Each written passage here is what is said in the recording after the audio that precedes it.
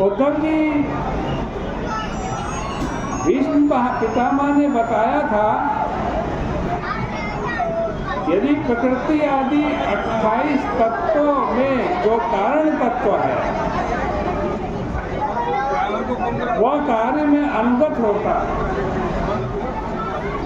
उन सब तत्वों में जो एक अनुगत तत्व है उसी को ज्ञान कहते हैं।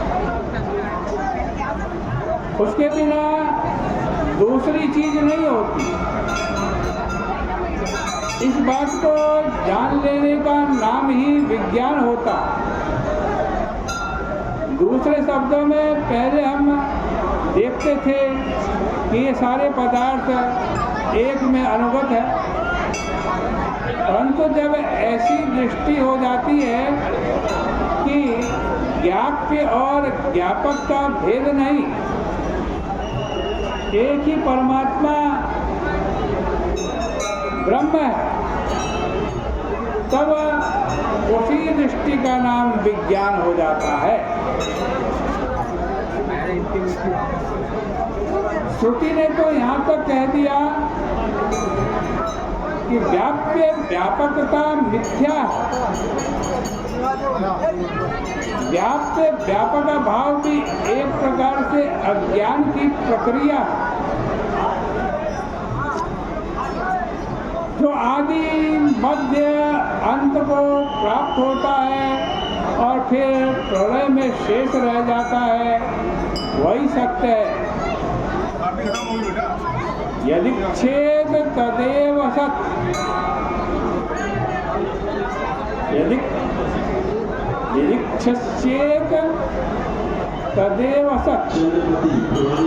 इस संबंध में श्रुति, प्रत्यक्ष,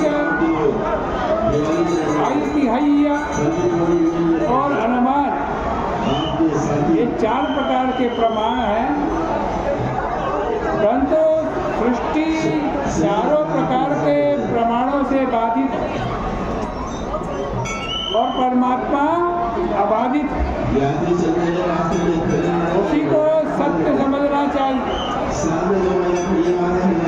जो आत्मसत्य है वो सबसे निराला है। संसार के जो कार्य हैं, कर्म हैं, परिणामी हैं और विरंची लोक पर्यंत वे सब नश्वर हैं। इसलिए विपश्चित पुरुष को देखना चाहिए। जैसे संसार में जो पैदा होता है वो मर जाता है, वैसे ही परलोक में कर्मों के द्वारा जो पैदा होता है वह नष्ट हो जाता है।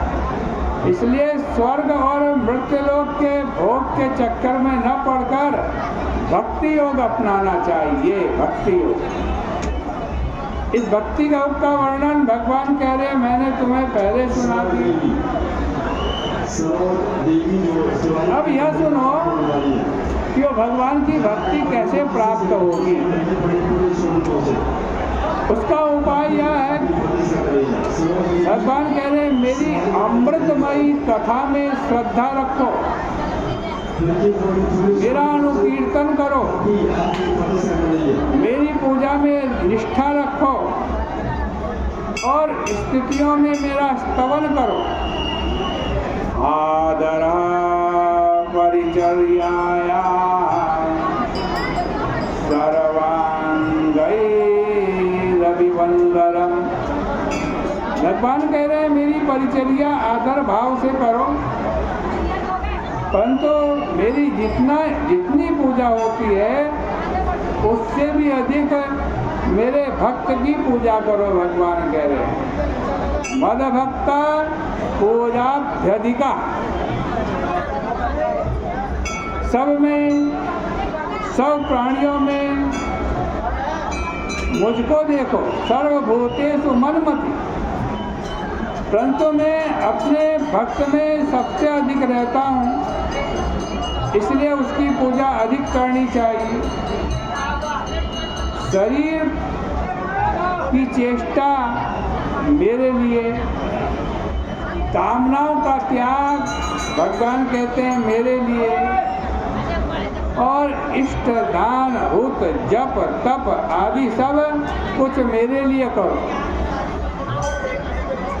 इस प्रकार आत्मनिवेदन करके जब मेरी सेवा की जाती है तब भक्ति होती है, तब भक्ति आ जाती है, फिर कुछ भी बाकी नहीं रहता।